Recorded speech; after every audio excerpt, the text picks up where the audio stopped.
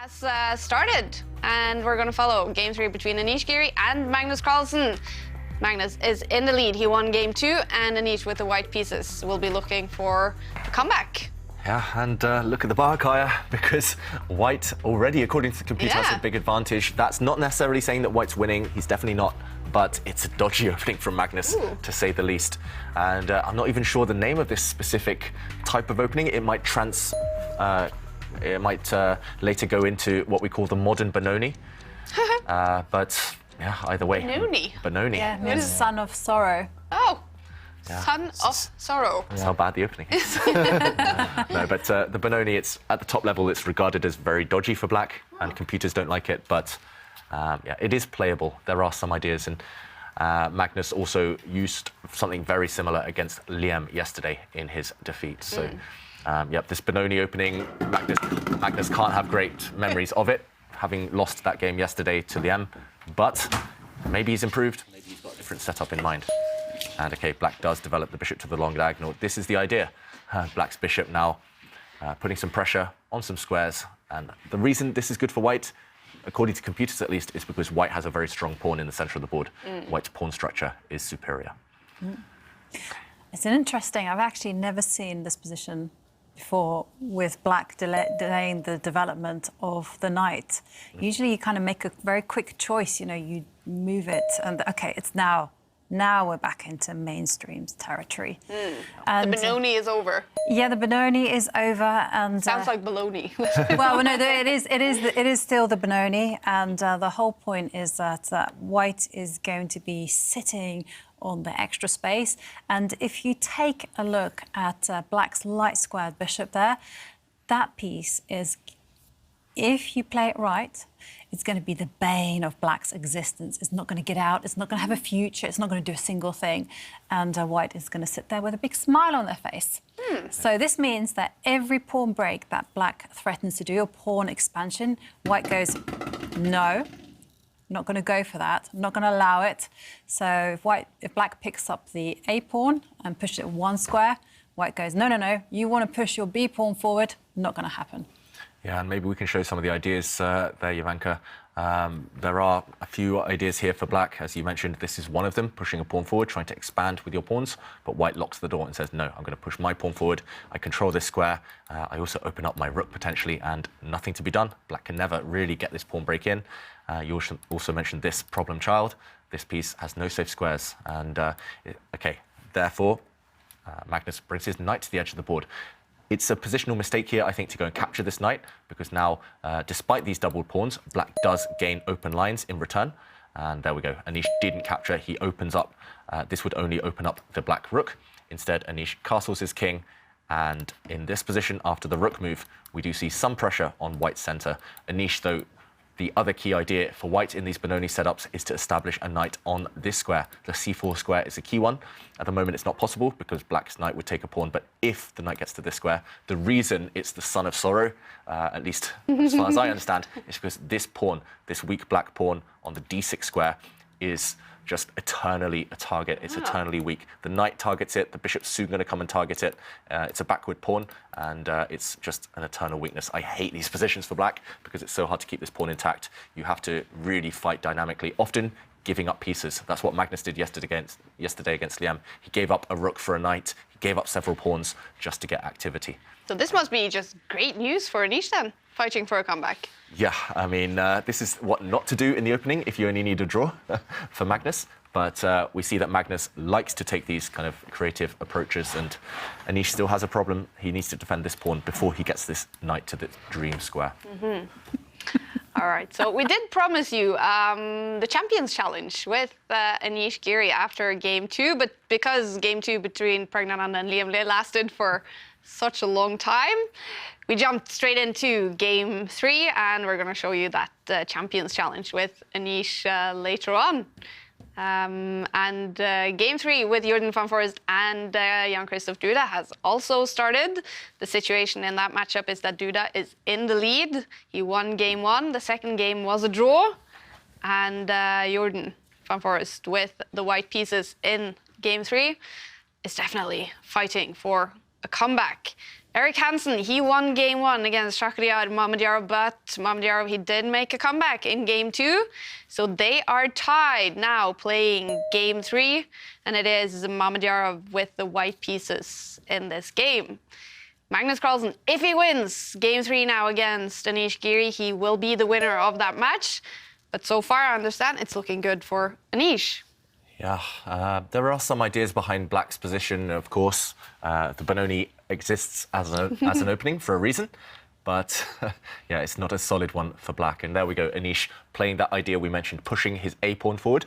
Also, look how White's pawn structure, you'll love this one, Kaya, with the pawn structures. White's structure on the light squares, that pawn chain is so hard to break down. Often Black might need to even sacrifice a piece to break open the position later. And White's knight has found its dream square, and the Black bishop now going to try and exchange it. And I like what Magnus has done over the last couple of moves. Computer still loving White, but normally in the Benoni, if you can trade off one set of minor pieces, whether it's bishop for knight or one set of knights, usually that helps Black a lot. And there we go, the evaluation by actually reacting. I think Magnus should just trade off his light squared bishop for the white knight as soon as he can. Do it now, and then think later. There we go. And one set of trades means that Black's position is far less cramped. I mean, few weaknesses now. Even I can see that all the white pieces look super good. Yeah, they do. And Black has to hope that he can slowly start to kick them back. I'm not sure I'm a massive fan of what Anish has done, to be honest, but OK, he still has full control. I'm expecting the white queen maybe to step up the board now. And still Magnus struggling for the pawn breaks. It seems like a pretty typical Benoni position, though, to be fair. Yeah. I mean, it might just be bad, but it's. I mean, if you're going to play this opening as Black, to be a bit worse. Yeah, you have to expect to get this kind of position, right? So, so Magnus can't be that surprised to be in this. I mean, again, you know, mentioning Mikhail Tau, just looking at his games, he played this knight manoeuvre on the queen side where Black's put his knight in many times and many games, and it can really come to life if you can, after Magnus's last move, get the B pawn going at the right moment. If you can just push that pawn at the right moment, the position can really explode into action. And with the Black queen maybe coming forwards to support that, the Black rook going over one square to support that, I don't know if it's that bad at all for Black, really. I mean, I would play this as Black. Yeah. I mean, lots of players would love this position as Black. Anyone who's played the Benoni in their lives, I'm pretty sure they would take this. There are worse Benonis out there, but then again, still takes a while to support that pawn push, as you mentioned. That's the battle. If Black can push the pawn to the b5 square, then he's doing well. If not, then he might struggle. Anish, meanwhile, taking a bit of a time out again.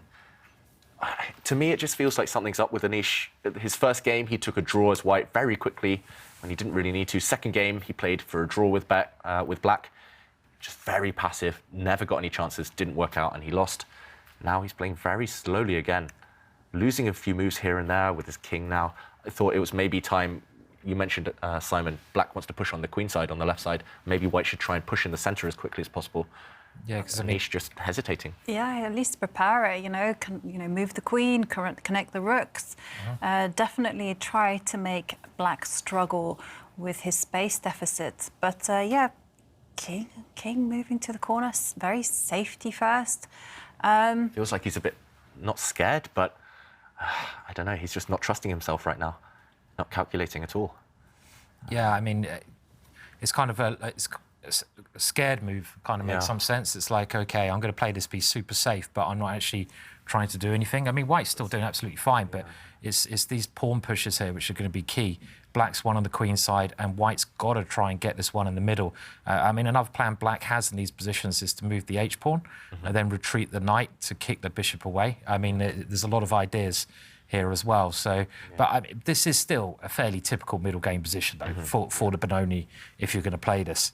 Maybe I'm just being too harsh about this king move. It's the type of move I would play as well, but I'd hate myself for doing it just because it's maybe not the kind of most aggressive move out there. Yeah. So, okay, still a lot of play left in this one. Well, sorry. Yeah, go ahead. No, okay. I was just going to say I was going to share some selfies. Oh, yay! Yeah. So whilst the players are waiting, thinking rather, not waiting.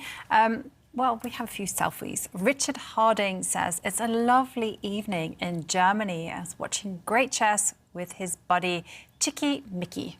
Chicky Mickey. Chicky Mickey, yeah. That's cool. It is very cool. And we will soon bring up the selfie when we get the time. And there we see the pawn attacks the bishop. Now, the bishop will step back. Anish, he's ready for that, of course. He's going to keep it on the diagonal, pinning the black knight, still eyeing up the black queen indirectly. And, yeah, nothing much changing with that last move. And while we are waiting for the selfie, Sverre is ready, actually, with the coach, the partner in crime for Anish Giri, Erwin Lamy, who's also here on site in Oslo. Anish is currently playing his last white game of the day. And how are you prepared to get back into this match? Well, with Magnus, you never know what to expect. So it was actually Magnus who sprung the first surprise. It was clear that Anish had to get a game going, but Magnus seemed to have done that for him, playing a very sharp opening. So I kind of like that, because I think that's what Anish needs to get back in the match. Perhaps Magnus is looking to maybe even try to decide it in this game already, but in general, I'm looking at the position behind us there now, and yeah, it looks like a sharp opening. Looks exactly like what we'll be aiming for. Magnus also said that he's not quite as able to think far ahead because of his sickness right now as he would like to. So he plays on intuition. Is this something that Anish can exploit? Yeah, it's very hard to say. I still think that despite him being a little bit under the weather, he's still able to play pretty decently, as we've seen. So now Anish will just have to throw everything at him to get back in this match. And yeah, I have to say, Magnus is still playing pretty well despite his. I mean, the way he converted the endgame in the previous game was quite impressive, I thought, and also how fast he did that without much thinking. But yeah, and he's still in it, so I'm still optimistic, actually. Thank you for taking the time, Erwin. Sure. Erwin Lamy, he's feeling optimistic, knowing Anish Giri has to make a comeback at some point. And do you think he's going to do that in that game? I think it'll all depend, as Owen said there, on whether he can throw everything at Magnus. So far, he hasn't had the opportunity, really, but he would love to. And I think he needs to start attacking at some point in the near future before Magnus gets that key break that Simon was talking about, the black pawns marching forward on that left flank. So, yeah, critical moments will come soon. Anish needs to speed up as well. He's been behind on time in both of the games so far. And super critical moment right now in Game 3 between Jordan van Foreest and Jan-Christoph Duda. Duda is in the lead in the match, and the bar is so far over to his side. And if he wins this game, the match will be over. That's going to be a loss for Jordan and 0 points. 3 points for Duda if he's able to win this game. Wow, and I'd love to keep an eye on Jordan just for a second, because a massive opening blunder from him. What? He just walked into what is quite an elementary trap, and he's already under heavy fire. I think he's going to lose very quickly in that game.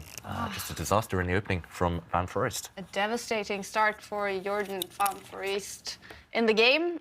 He could be about to lose the match. Game 3 with, oh, look at him. He's suffering. That's not nice to see. But great news for Jan-Christoph Duda. Yeah, Duda looking good ever since his first day defeat to Magnus. I mean, yesterday he, of course, won that tiebreak against Anish, and he's doing the double Dutch, beating the 2 Dutch players maybe in a row. The double Dutch, I like that. Now, Game 3 with Liemle and Pragnananda has now started. It started 10 minutes late because they finished late in Game 3. And if Prag wins this game, he will be the winner of that match. So far, he's decided both his matches in the Oslo Esports Cup in 3 games. He could do the same in this one, but Liam with the white pieces, that's not easy. What do you, if you take a peek at that position, is it? Still very early days. Yeah. Still well within opening theory there. So we'll keep you guys updated on Prag's progress. Absolutely. And meanwhile, a couple of moves. The White Queen stepping forward. We advocated for this a few moves ago, and now Magnus has planted his knight on the edge of the board. He also went for something similar against Liam yesterday. But the knight does have intentions to jump towards the White Queen, create some nuisance there. Yeah, here it's quite thematic, actually, because the white bishop that's sitting on h4 feels a little bit misplaced. You know, the move that white would really love to do is actually deprive the knight of jumping into that square. But, you know, that comes with a lot of risk. And black's queen gets very, very active. Yeah, and yeah, white would love to kind of control all the dark squares if possible, but that's the point of the Benoni. Black has a lot of dark square control. White's central pawns, you can push them forward, but as Ivanka said, that comes with downsides. Is Anish going to throw everything at him now, though? Is he going to push some pawns? I feel like Anish is probably a bit uncomfortable in this position. I mean, an Anish type of position, right? He prefers it much more safe Controlled. and controlled. You Logical, know, making sure his opponent's pieces can't jump in. He can't get attacked, especially when he's playing with the white pieces. So this is kind of like, I really feel he's going to be like, you know, but especially as he's showing signs of being nervous anyway. You know, this could be it. This game as well. If Magnus wins, he wins the match. So it's a big game. That is big. You know, you kind of forget that they are playing a match situation. And, well, the word in my ear is that the tweets are ready to read. And let's go back to Richard Harding's selfie. He was enjoying a lovely evening in Germany, watching our show and enjoying the chess with his buddy Chicky Mickey. There we go. Cheeky Mickey, I like that name. Yes, Not me as good too. as course as Charlie the chess cat. Nowhere near, but it's still good. It's It's still good. We'll go with it. So, yeah. And also Graham Trevor, who is saying when your university assignment is due, but the Oslo Esports Chess Cup is on. Yes, we like Priorities. distracting people, don't we? Yeah, absolutely. And Richard Harding also also clarifies an issue for us. He says that rook, which we were discussing earlier, actually comes from the Persian term ruch, meaning chariot. So it wasn't tower like I thought it was, chariot. Chariot. Well, it would be so cool though if the pieces were chariots. You know, Yeah. like zoom, like make special. Because then there would sound be a song effects. as well. Chariots of Chariots Fire. of Fire. Actually, that's sometimes my workout music. Ah. How does it Sorry. go? We need more singing today. That's it. Come on, you both. Hang a minute, hang a minute, hang a no, minute. actually, why not? No. You Let's both not. don't sing. This is really unfair. I've sung. We need to hear more singing. Okay, so hang a minute. 1, 2, 3. No, I'm too shy. Does anyone out there want to hear Jovanka sing? No, people have heard me sing on Twitter. Ah. There's been a few videos out there. Okay. Disappointing. Yeah. Everyone's going to be trawling through your Twitter account now, And I'm looking sure for those videos. David himself has some videos of me singing as well. I've heard David sing. You have a pretty good voice. He has a very good voice. Yeah. Yeah, he's Only after a few Oh, what do you have in your cup? orange juice, unfortunately. Players, yeah, I do know a few of them who do like karaoke as well, a few of the players in this tournament. I'll let the viewers guess which players those are. Seems to be a chess thing, actually. I've heard several chess players really enjoying karaoke. And Askill, that you all know, he is the karaoke expert. He knows. There's no song he doesn't know. Yeah, Askill singing. Yeah. He's very good at rapping as well. Oh, yes. Gangster's Paradise. We should get Askill in here for a live show of The Gangster's Paradise. Joined with like it. David. Yeah. David I like also it. knows the lyrics off by heart. Let's hear David. Nope. But yeah, I'm not sure which player here is walking through the valley of the shadow of death. But, Taking a look at his life, realising it best now. I don't know any more of the lyrics, but it's a really good song. Yeah. yeah, meanwhile, Magnus having his first real think of the game. Look at the clock times as well. Anish down to 6 minutes, Magnus just under 11. I'm starting to feel like this is a dream position for Black. The computer always hates the Benoni, but the fact that the computer's in the middle means that this is one of the best Benonis you'll ever see. think Black's ready to break everywhere. I mean, that's a good thing about the all sides of the Benoni. board. Yeah, you can break on the king side, the knight can jump in, the pawns can come in the centre, on the queen side, and you can combine it all at the right time, and suddenly everything comes forwards. Yeah, I'm not even sure what. Well, Anish has moved his rook, but how is that really helping? Yeah, how is it helping? As you mentioned, Simon, Black can play on both sides of the board. Black can prepare this pawn push. You can't really play it right now. Maybe you could consider it, but this square is covered sufficiently by White. It's covered once, twice, 3 times, and Black's only defending that square twice after the pawn recapture. Pawn takes pawn, knight takes, and White wins a pawn, temporarily at least. But you can combine threats of this one, maybe with threats of pushing the f-pawn forward, very thematic. You could maybe push this pawn forward to control even more dark squares. Another move I would be looking at is something like dropping the bishop into the middle of the board, because now you do create a threat maybe of hitting this white bishop, which lacks escape squares. But yeah, Simon, as you mentioned, Black doesn't even need to rush. Black can just prepare these pawn breaks. You can even make an argument for bringing the rook across, pushing this pawn forward. You would love to play this move, I guess, to prepare the pawn push b5, but the only question is whether White can get greedy and grab a pawn. And okay, Magnus goes for something similar, but who plants his bishop in the center instead. Interesting, controlling some dark squares, controlling this diagonal.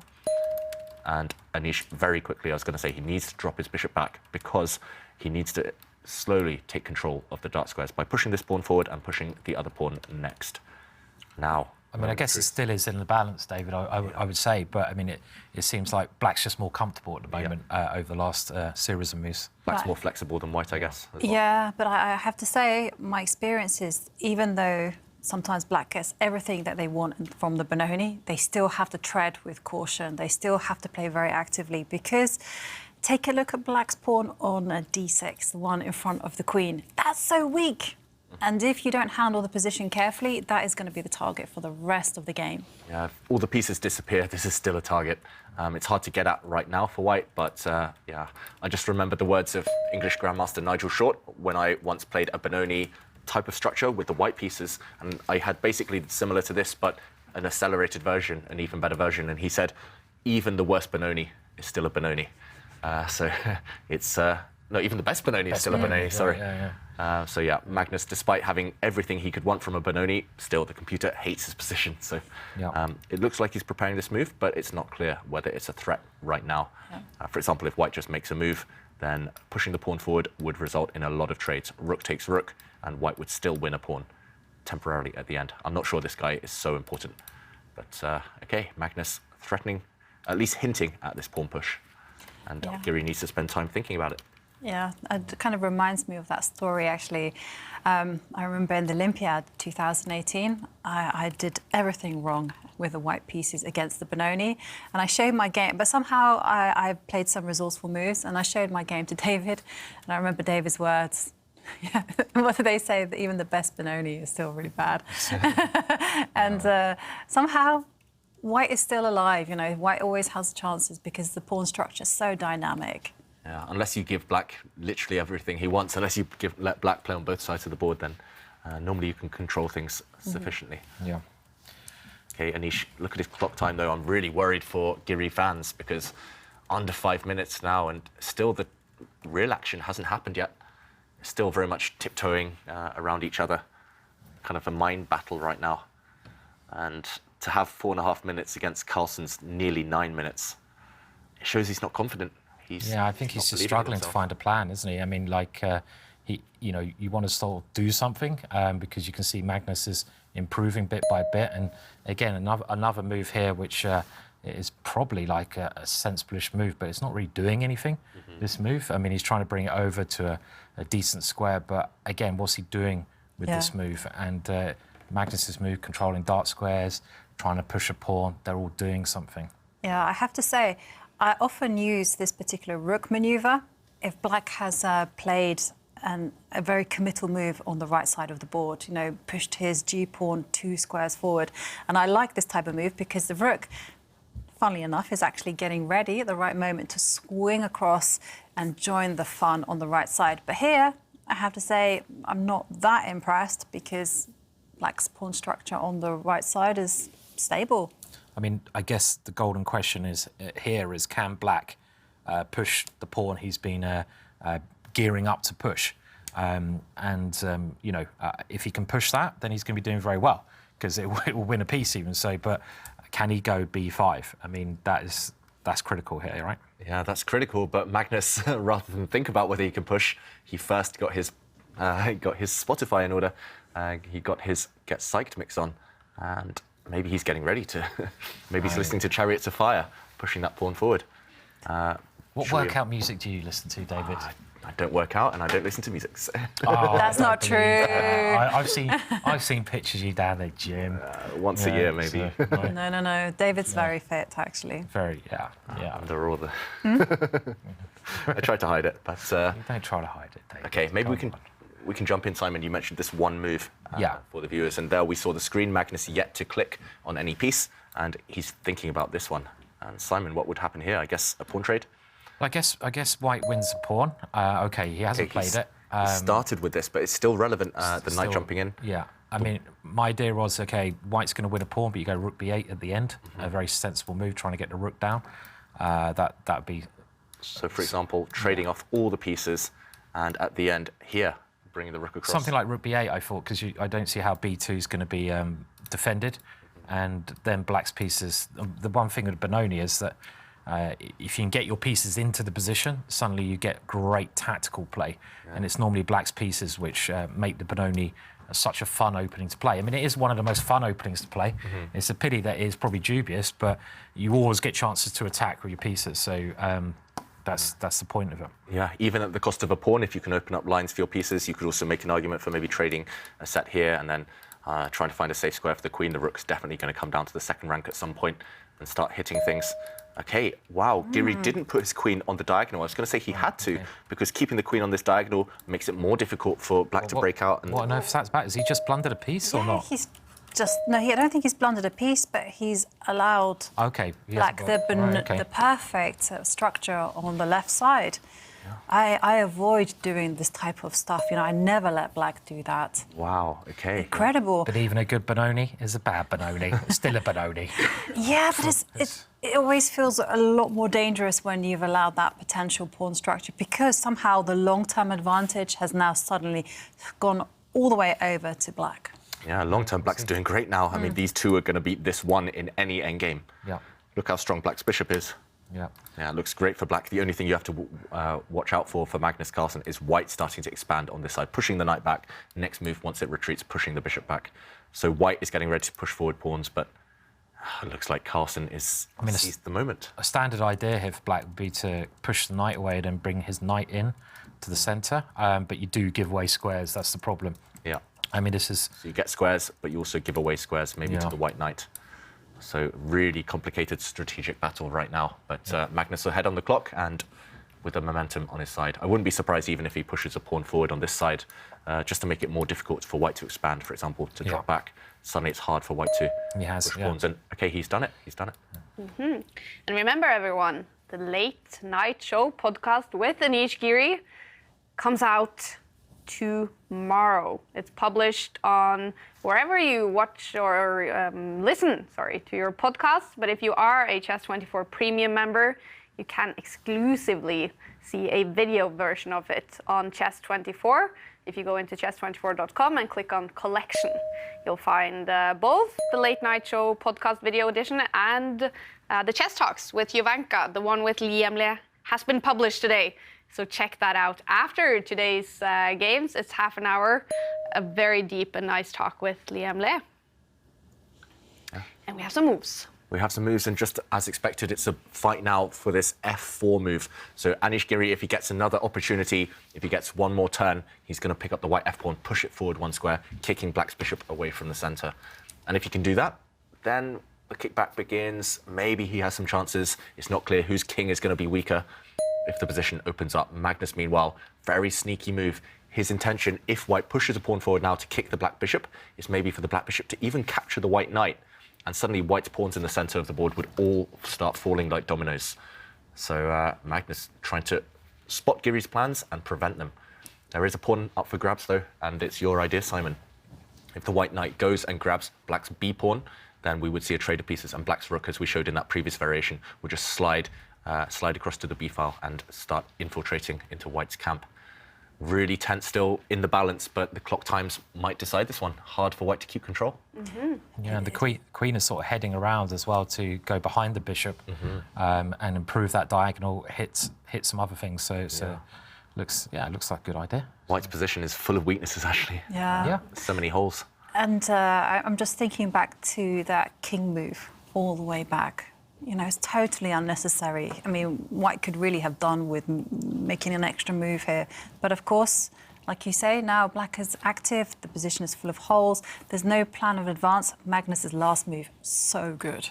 Yeah. If you see an opponent's plan, try and stop it if you can. And what is Anish going to do? And the clock is reflecting that. Just under 2.5 minutes, it's getting really dire for Anish. I mean, I think one of the things that beginners make the biggest mistake doing is they only look at their own plans. And I've always said, like, chess is about, as we see in that last move, you have to do your own plans, but you have to stop your opponent's plans. And you know, lots of people, they just don't stop their own their opponent's plans. They're only thinking one-way traffic, and this is the first thing to improve. Look what your opponent's doing and try to stop their plans, and then you push your own plans at the same time. OK, well, Anish now trying to get in those light squares, David, with the bishop. OK, but I don't really see what that does, to be honest. So, I mean, the bishop looks nice and pretty, but it's just hitting thin air, right? And bishops, even if it gets to a nice outpost, bishops on outposts aren't as strong as knights on outposts, and black is the one with knights. With a relatively blocked centre in the middle for now, the black knights could start creeping in at some point. So I like those ideas that you both mentioned. The black queen kind of sneaking in to the f6 square, attacking some loose pawns maybe. Black's pawns can start advancing already. That's where black has the majority, and you should push on the side you're stronger. Yeah. Kick away the white knight with one of your pawns maybe. And I was just going to say that bishop moving to the diagonal actually has some consequences, because once you've kicked away the white knight, suddenly the knight sitting on the c7 square, well, can actually jump back into the game. And it's actually a much better time to do that, because white's manoeuvre previously was to bring the white knight around where the bishop is. So I think that's just a very simple way to play, And look at Anish, he's expecting Magnus to push a pawn and hit his knight because he's highlighted his own knight. He's ready to retreat it.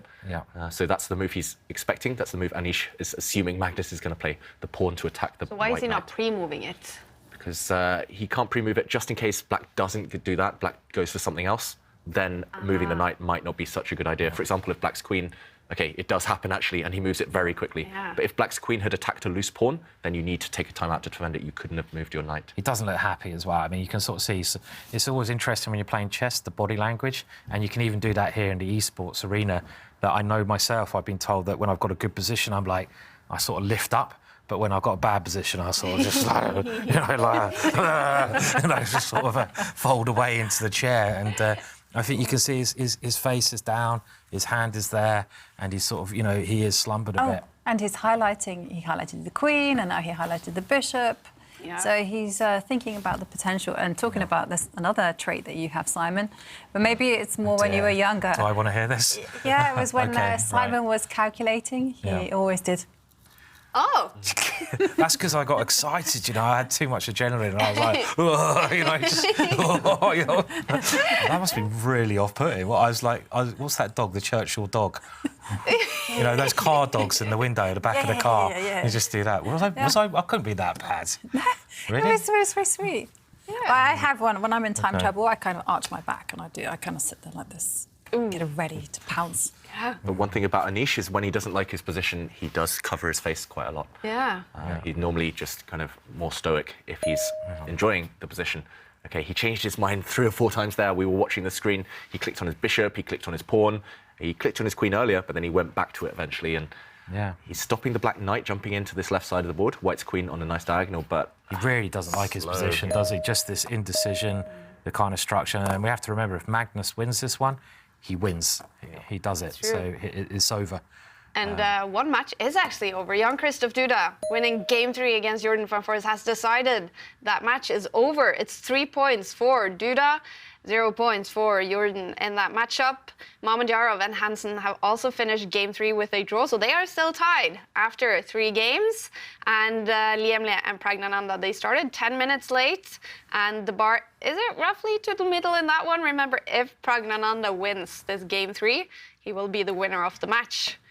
It's almost a must-win situation for Liemle. He needs a draw, and he has to win Game 4 if it is a draw. Yeah, and meanwhile, a really cool move from Magnus Carlsen there, sacrificing a knight temporarily. And just before we switched away, we saw Anish Giri shake his head because he missed this move. And suddenly it's all about black. That knight was black's worst piece, and now it's jumped in. And we have to show why this knight can't be taken. It looks like a beginner blunder, but there's a sneaky idea behind Magnus's move there. If the queen takes this black knight, which was just up for grabs for free, then not taking this pawn, queen takes pawn would be a mistake because white could block and attack the queen. But first, before that move, taking the white knight off the board, removing a defender, and actually putting white's rook on a loose square. It's all about loose pieces, and after queen takes pawn, check, you hit the rook, you hit the bishop, you hit everything, and you win. Next move, you just take the rook, and black's position is winning. So Anish Giri, instead of taking this knight after it jumped forward, he had to take a time out to defend this pawn first. But still, maybe no threat of capturing this knight, because if it gets captured, then the black rook will still take white's knight. I'm expecting Magnus at some point to start jumping in with this piece. You can make an argument for this square, both look good. this is disgusting for Anish. I mean, you know, he's everything's just going the wrong way. He's trying to crowd his king with all his pieces when he had this big space advantage that you mentioned earlier. This nice way of going forwards, it's gone the opposite way for him. And this is the thing with the opening. I mean, you know, we're saying that, you know, white is better. The computer hates black's opening, but when black comes to life, it's like a jack in the box. When it comes to life, it is really, really dangerous with those pieces. They're just so well positioned, every single one. And I expect Magnus just to move the knight in somewhere now, jump that knight in and just play. And he has done, I think. He's moved the knight into the middle of the board. Fantastic knight. And you don't want to trade it off, because then black is completely dominant on all the dark squares. Look at this bishop controlling everything, caging in this white knight. The Knight Stable, right, Simon? This Knight Stable, that famous book. That, Chess and Fishing. Chess and Just Fishing. in case you forgot. Just in case anyone forgot, go and you might not be able to Google it because it's so rare. It's incredibly rare, but yeah, I mean, that incredible domination of the knight. And meanwhile, let's go back to the players, because Magnus was making some facial expressions there, widening his eyes, maybe not so sure about things. Maybe he had a plan and he realized it wasn't so effective. I mean, he could maybe go after this pawn at some point. He could maybe try to start pushing Harry the h-pawn when in doubt. That's often a good idea. What is Magnus going to go for? It looks very good for black, but maybe too much choice. And now Magnus, for the first time in the game, under 3 minutes, he needs to speed up. The bar is loving it, though, for the world champion. Do you think he's winning this game, or what do you think, David? Yeah, it's just the trend is all in his favor. The last 10, 15 moves, Magnus is improving every move. Anish looked a bit, not clueless, but unsure of a plan. So it's definitely in black's favor, but you still need to be quite careful. You still need to find a plan, and okay, he does push Simon. You must be happy to see this move, because yeah, it's very logical, isn't it? I mean, I mean, Magnus is now controlling the board, and he's just trying to make more weaknesses with this move, more both flanks. Yeah, both everywhere, the centre as well, dominating everywhere. And there's no way that white can initiate any form of chaos by pushing any pawns, because it's just not possible. It's just giving away material. And you mentioned the toy Jack in the Box. Hated that one. It's creepy, creepy It's very creepy, yeah. There were some creepy little toys, weren't there, as a kid? I mean, Jack in the Box jumping out. I think that was the point. It was creepy, yeah. So yeah. And music boxes, I never got them as well. You know. Yeah. They're really creepy. Meanwhile, a really desperate move. Not quite a creepy move, but a desperate one by Anish Giri. And after this trade of bishop for knight, white's pawns are just weak and dropping off. Can you get a creepy move? Do you think there's such a thing as creepy like crawly yeah, move? you can creep forward. But can you get a creepy, like scary, you know, creepy move? Scary for your opponent. Maybe, yeah.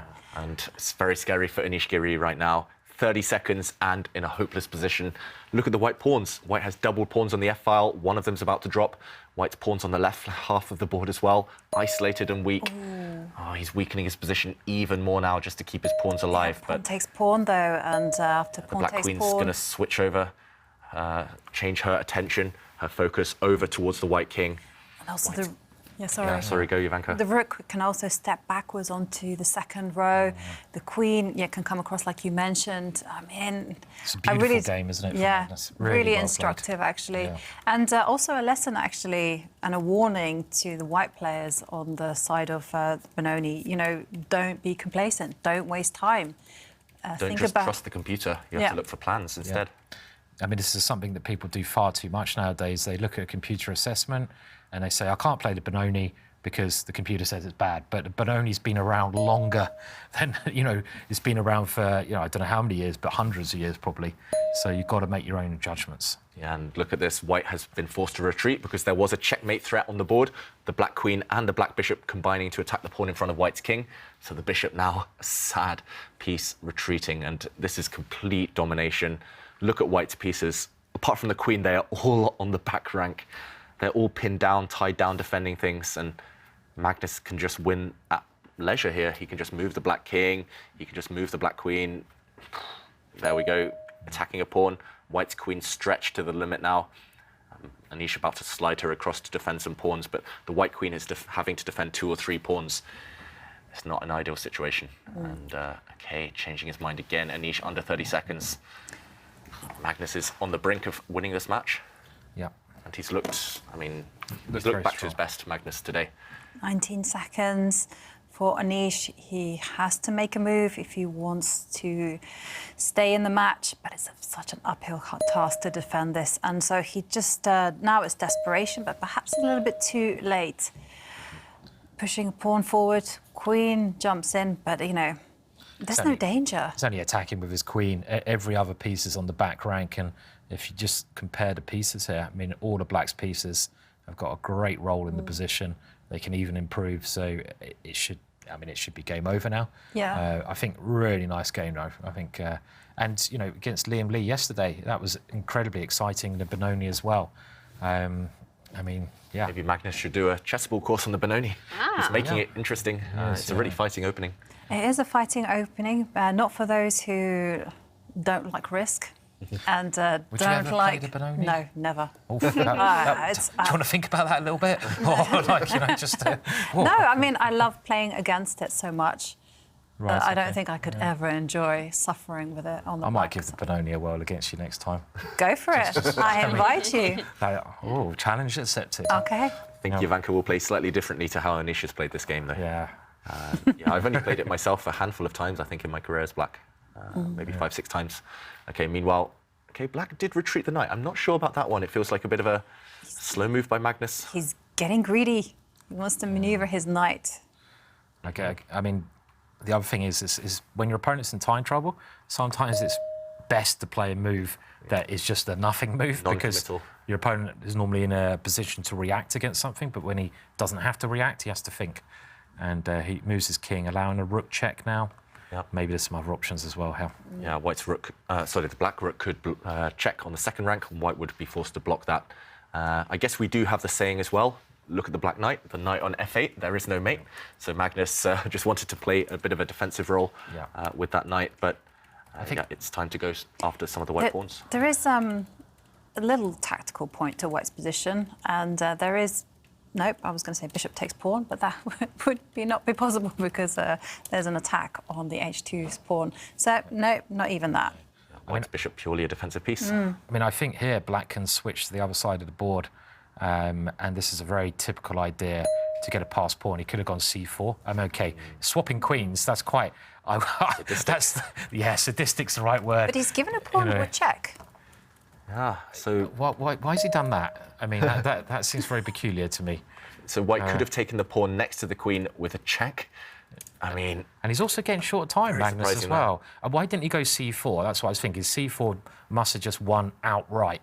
I mean, and then you queen the b pawn. Simple. He wants to win an endgame, Magnus, but it's not so easy. At least the white knight is activated. Maybe we've written off Giri too soon, but Giri, 5 seconds there. Oh, he did make a move, and the queens have departed. I mean, you don't always have to win in the ending, right? You can win before the ending. When your name is Mr. Carlsen, you like to win in the ending, I think. Mate, he knows you're commentating. He wants to get to 100. But okay, Mate, your move is on the board, Simon. Okay, now he's played it. So this is... This is convincing because the pawn will just simply run through to its destination. It's unstoppable. If this black pawn is captured, then it just gets replaced by another pawn. Black's b pawn is the one that wants to promote. And okay, a check from Giri. He's trying to fight, but it's just too slow. If the white knight jumps back now and captures the black bishop, black will ignore it. He'll just push his pawn forward, and that pawn is destined to become a queen. Magnus is going to get a new queen for the second time in this match, and he's going to win again for the second time in this match. That's it, isn't it? I think. Game over. Yeah, and match over. Yeah, evaluation bar says +7 for black now. That's because black is about to get a new queen. White can pick up a few pawns, pieces on the way maybe, but the queen will decide the game.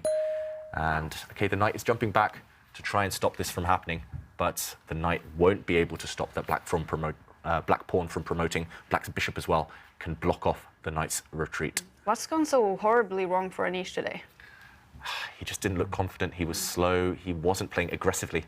Against Magnus, especially when Magnus isn't 100% healthy, you have to be aggressive. Because he had that way that you can beat him. Because he had that perfect opportunity in game one, didn't he? When he got the perfect opening to be aggressive, and instead he swapped everything off and offered a draw. And I think that was, as you mentioned at the time, David. He said he was very happy, but that was a terrible mistake. I mean, that was the golden opportunity in game one to go for a win and go for checkmate. Literally, just go for the kill. Very strange. Yeah. A turning point already in game one, but that's when the momentum switched purely to Magnus. That's when Magnus realised Giri was afraid of him.